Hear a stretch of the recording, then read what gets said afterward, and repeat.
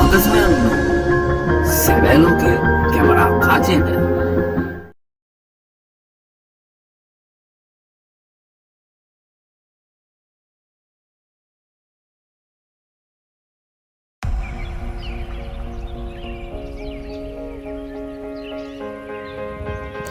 Hello ඉතින් guys ඔයාලට කොහොමද ඔයාලා සැපෙන් සතුටින් ඉන්නවා කියලා හිතනවා.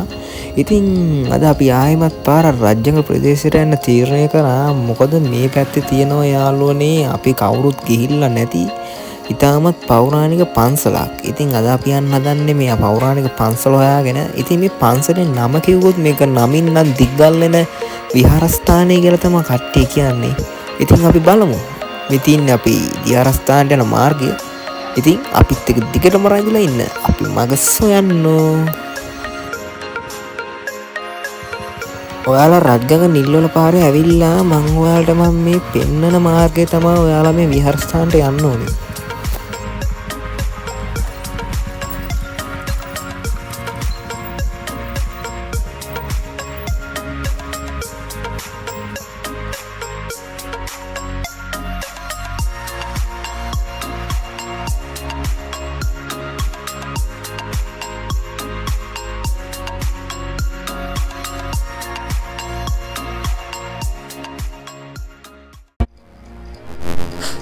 වෙල්කම් පිළිගන්න මගසන්න අපේ YouTube channel එකට. අද අපි ඇවිල්ලා තියෙන්නේ රත්නපුර දිස්ත්‍රික්කයේ තියෙන තවත් සුන්දරත්වයෙන් වැඩි මිනිස් ඇසන් නොගැසුණු පාන්සලකට තමයි යාළුවනේ අපි ඇවිල්ලා තියෙන්නේ.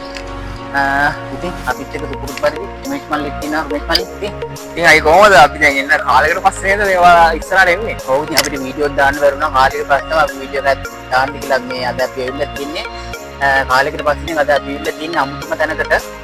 අමුතුම ඒ කියන්නේ පොඩ්ඩක් ස්වභාවයක් විතර වැඩි ගම් කියන විදිහට ලොකු ගල්ලෙනක් තියෙනවා කියලා කියනවා. මේ ගල්ලෙනෙත් ඇවිල්ලා වීඩියෝ එක තමයි ආවනේ රුමි. ඔව් මේ පන්සල තියෙන්නේ අපි පුංචි ළමදී අපි විහාරස්ථානයේ වීඩියෝ එකක් කරන්නේ දැයි. ඒ පාරෙම නිල්වල ප්‍රදේශයට යන පාරේ ඇවිල්ලා කිලෝමීටර මං හිතන්නේ 2.5 3ක් විතර එන්න ඕන ඉස්සරහට. 2.5 3ක් වගේ මේ ගමට ආවම ඔයාලට අහන්න තියෙන්නේ දිග්ගලේ පන්සල යන මාර්ගය කොහොමද කියලා. මේ ගමේ ඕනම එක්කෙනෙක් කිව්වන් ඇහුවොත් ඔයාලට මේ එන මාර්ගය හොයාගන්න වැඩි අමාරුවක් වෙන්නේ නැහැ නේද? ඔව් ඕන එක්කෙනෙක් ගහන්න පුළුවන්. මේක එක්තාමත් ඒ කියන්නේ ගම්මු විසින්ම නිර්මාණය කරපු පන්සලක් තමයි මේක. තනිකර ඔයාලට මගේ පිටිපස්සෙන් පේනවා ගලක් තියෙනවා. දඹුල්ලේ පන්සලේ ගිහිල්ලා තියෙනවා නම් ඒ වගේම නිර්මාණයක් තමයි මෙතනත් වෙලා තියෙන්නේ. දඹුල්ලේ පන්සලේ වගේම අනුරුවක් වගේම තමයි මෙතන නිර්මාණය වෙලා තියෙන්නේ.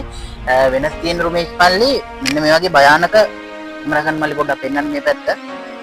ආයිතින් වැටුණොත් කෑලිවත් හොයාගන්න හම්බෙන්නේ නැහැ. අපිත් කොහොම අමාරුවෙන් තමයි ආවේ බයිසිකල්ලේ මුඩ දාලා.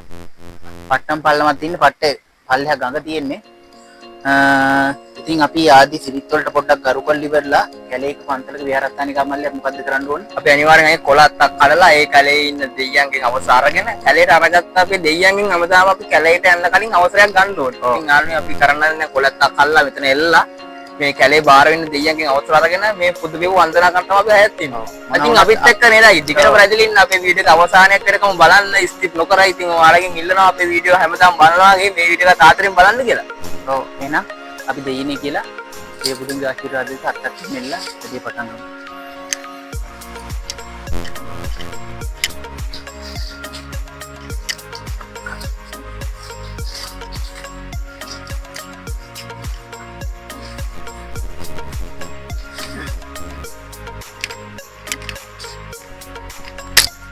එන අපි යන්නේද මල්ලි ඉස්සරහට? අපි යමු. ඉතින් ඔන්න ෆ්‍රෙන්ඩ්ස් අපි දැන් ඇවිල්ලා ඉන්නේ මගේ පිටිපස්සෙන් පේන්නේ අපේ දිග්ගලන විහාරස්ථානය. ඉතින් ඔයාලට මොකක්ද හිතෙන්නේ මේ වීඩියෝ එකම ඔයාලට පේන්නේ නැති දඹුල්ල විහාරස්ථානය වගේමයි මේ විහාරස්ථානය. දඹුල්ල විහාරස්ථානය වගේම තමයි මල්ලි. ඊට වැඩි මම ඔයාලට ලොකු දෙයක් පෙන්වන්න යන්නේ. කැමරා ගන්න මල්ලි පොඩ්ඩක් එන්නකෝ.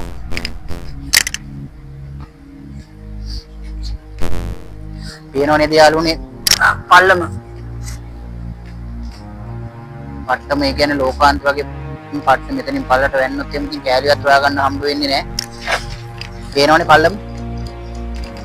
ඔව් අපි එහෙනම් ඉස්සරහට කියලා ගල්ලෙන් විහාරස්ථානේ මේ ඉස්සරහට පේනාදී මේ ප්‍රදේශෙත් වෙන ගුප්ත භාවය පොඩ්ඩක් හරි පය වැරදුනොත් ඉතින් ආයෙත් කෑලියක් හොයන්න වෙන්නේ නැහැ. ඒ වගේ අద్భుත ජනක ස්ථානයක තමයි මේ විහාරස්ථානේ පිහිල්ලා තියෙන්නේ. ඒක තමයි මේ විහාරස්ථානයේ තියෙන වැදගත්කම. ඔව් තව දෙයක් කියන්නද ගම් කියන විදිහට මෙතන එක ස්වාමීන් වහන්සේ නමයි ඉන්නේ. ස්වාමීන් වහන්සේත් ඉන්නේ නැහැ මෙතන. ඒ කියන්නේ අద్భుත එක එක දේවල් සිද්ධ වෙනවා කියලා කියනවා. ඒක ඉතින් අපි හරියටම දන්නේ නැහැ මේ හරියටම ගම්මු දන්නේ කියන කතා තමයි. කතා වෙන්නත් පුළුවන්. ඒක හරි නිගමනයකට එන්න බෑ අයියේ. හරි නිගමනයකට එන්න බෑ මල්ලියා. හැබැයි මේක සුන්දර පන්සලක් වඩා මම පිටිපස්සෙන් තේනවා ඇති මේ ගල් තව ඉස්සරහටම යන්න පුළුවන්. ඒ කියන්නේ මම හිතන්නේ තව මීටර් 200ක් විතර මේ පන්සල ගල් පොත්තත් එක්කම ඉදිකරම තියෙනවා මම හිතන්නේ. දැන් අද අපි කොහොමද ගල් පොත්තත් එක්ක ඉස්සරහට යනවනේ. අනිවාර්යෙන්ම. අපේ ලස්සන වීඩියෝ කාල් බලන්න පුළුවන් දිකරම රජේ ඉන්න මකසොන්නත් එක්ක. එහෙනම් රජු මල්ලි ඉස්සරහට යන්නේ තව පොඩ්ඩක්. ඇවිදින්න එපානේ. එන්න මේ එන ගල් තලාවක රස්න මේක මේ ගල් ගුහාවකුත් තියෙනවා. ගල් ගුහාවකුත් තියෙනවා කියලා අපිට ආරංචි හම්බුනේ නේ. ඔව්. යන්කෝ බලන්න ඉස්සරහට පන්. කවුරු නැතුව කවුරුවත් නැහැ නේ. සපත්තු කලෝම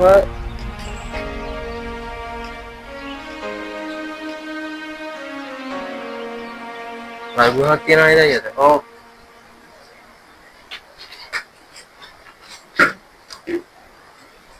අපත් ගලුනේ නේද මල්ලි.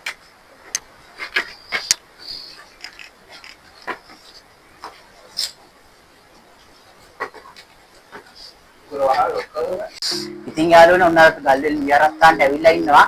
ඔයාලට පේනවා අද අපි ඉන්නේ ඒ කියන්නේ මෙතනින් තමයි පන්සලට වතුර ගන්න නේද? තමයි මල්ලි වතුර ගන්න නේද? මේ ඇතුලෙන් කොහොමද මේ උත්පත් එන නැති නේද? උල්පතත් ඒ කියන්නේ අර ගල්වැලත් එක්ක මැදින් මේ එකතු වෙන වතුර ටිකෙන් තමයි අද මල්ලි වතුර ගන්න නේ. ඔව්. එතනින් තමයි ඇතුලෙන් මෙතන තියෙන හැටි බලන්න. තියෙන හැටි මාර විදිහට මේවා කරන්නේ. මේ වගේ කියන්නේ උඩින් වහිනවා වගේ වෙනවා. උඩින් වහිනා වගේ ඒ කියන්නේ උල්පත් වතුර තමයි නේද? ඔව් මෙතනින් පොඩක් මේ උල්පත් වතුර ඔක්කොම මෙතනට එකතු වෙලා ස්ට්‍රෙට් එකකින් මේ ටැංකියට පොරවගෙන තමයි වතුර ගන්නෙ. අපිට පේනවා උඩට එනකන් ගල් ගුහාව තියෙනවා. ඒක තමයි වතුර ගන්න පිළිසිදු. අනිකර ගල් පොත්තත් එක තමයි මේක නිර්මාණය වෙලා තියෙන්නේ ලංකාවේ මේ වගේ කියන්නේ පළාතක අපි අහලා තිබ්බම මගේ ජීවිතේ බලවන්තර රත්නමල්ලි මේ වගේ තැනකට ආවේ. මාත් එහෙම තමයි. මාර්ග නිර්මාණයක් තමයි. ඒ වතුර ගන්න පවා ඒ කියන්නේ මේ මාර තියෙන හැටි බලන්නකො. පොඩක් රුමෙත් පෙන්වන්න රැතු. මෙතන මේ මෙහෙම කියන මාරම කළුවරයි.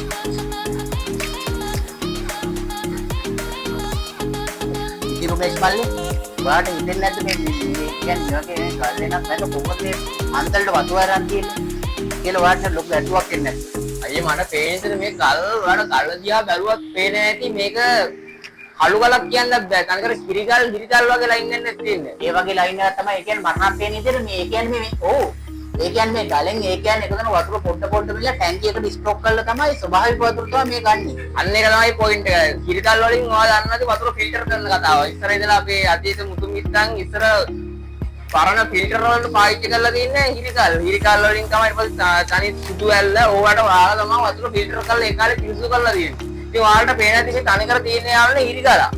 ඔය හිරිගලෙන් වැක්කෙන වතුර ටික මේ ගල දිගේ පල්ලට ඇවිල්ලා ඔයාලට පේන හිටරෙක්ක් දාලා දෙනවා. මේ හිටරෙක්තර එකතු වෙලා පල්ලේ ටැංකියට වැල්ලා ඒ ටැංකියෙන් පල්ලට ගිහලා දැලක් ආකාරයෙන් තමයි දැලකට වැල්ලා ඒකෙන් තමයි වතුර ෆිල්ටර් වෙන්නේ. මේ අපි තනිකර මේ ගල් ගුහාවක් මැද්ද මල්ලි ඉන්නේ. අනිවාර්යෙන්. තව මේ ඉස්සරහට යන්න පුළුවන් මම හිතන්නේ තව ගල කඩාගෙන ඉස්සරහට වතුර ගන්න පුළුවන් ස්ථානයක් හොයන්න ඇති.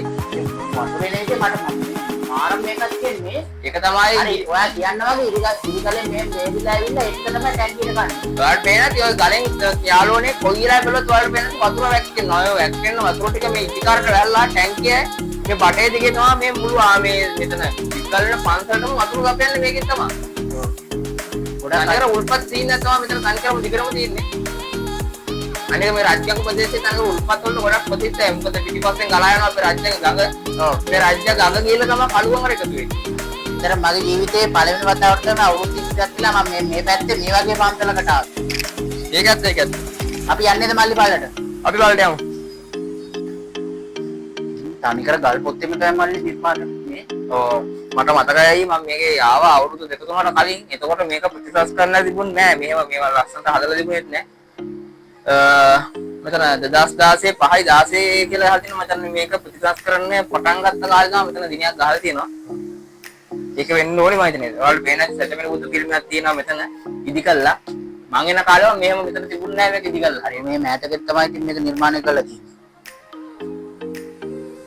ඔව් අපි මේක වන්දනා කළා. તો ඉස්සරහට යමු.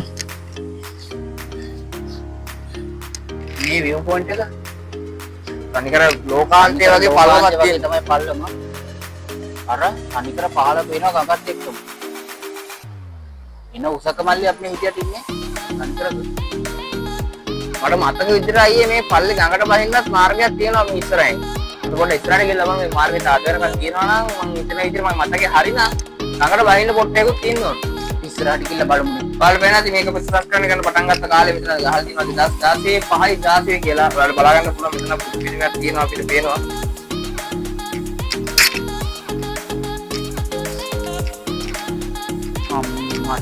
ධර්මයේ හාමුදුරන්ට බණ දේශනා කරන්නේ ඔයාලට පේන ඇති මෙතන ආසනයක් පිටවලා තියෙනවා අද වෙනකොට. ඔයාලට පල්ලෙන් පේන ඇති ලස්සන view එකක් මේ අර තියෙන කළුවල. මොනවාකට තමයි අපි උඩින් ඉඳලා ගලක් මේ පල්ලට. ඔගේ පතුලක් වන්න වෙයි.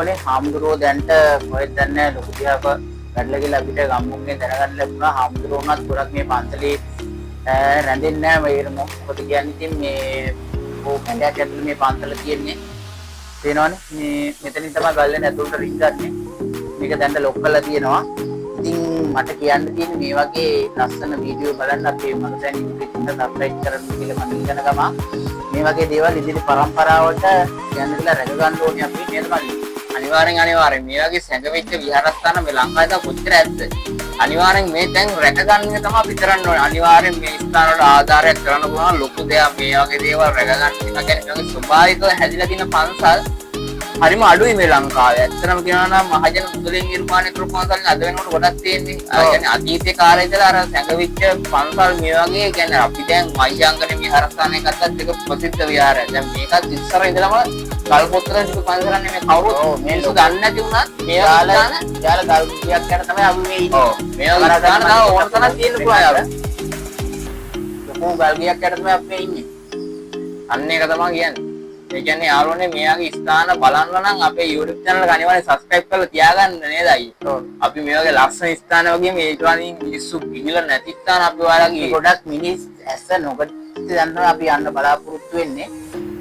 ගඟට බහින්න පොඩි බලාපොරොත්තුවක් තියෙනවා එකක් පොඩි මේ අර මම වෙන පල්ලෙන් තමයි යන්න තියෙන්නේ පොඩ්ඩක් බලමු ගඟට බහින්න එකක් දීලා. ඔව් අපි ගඟට පොඩ්ඩක් බහිමු. ඇත්තටම මරණ මෙතන යන්න හිතෙන්නේ නැහැ මේ අවුරුදු දින පරිසරය දෙකම මාරම ලස්සනක් තියෙනවා මෙතන. එහෙනම් අපි ගඟට පොඩ්ඩක් බහින්න try එකක් දෙමු නේද මල්ලි. ඔව්. ඉතින් guys අපි මෙච්චරලා හෙව්වේ නේද මේ පාරට බහින්න තැන ගඟට බහින්න පාර තමයි හෙව්වේ හැමතැනම පාරවල් වැටිලා යන්න පොඩ්ඩක් අමාරුයි. ඒක තමයි යාළුවනේ අපි දැන් බැලුවේ මේ ගඟට බහින්න තියාම මේ උඩට ඇවිල්ලා බැලුවත් අයියේ නේද මාර්ගයක් හොයාගන්න නැහැ.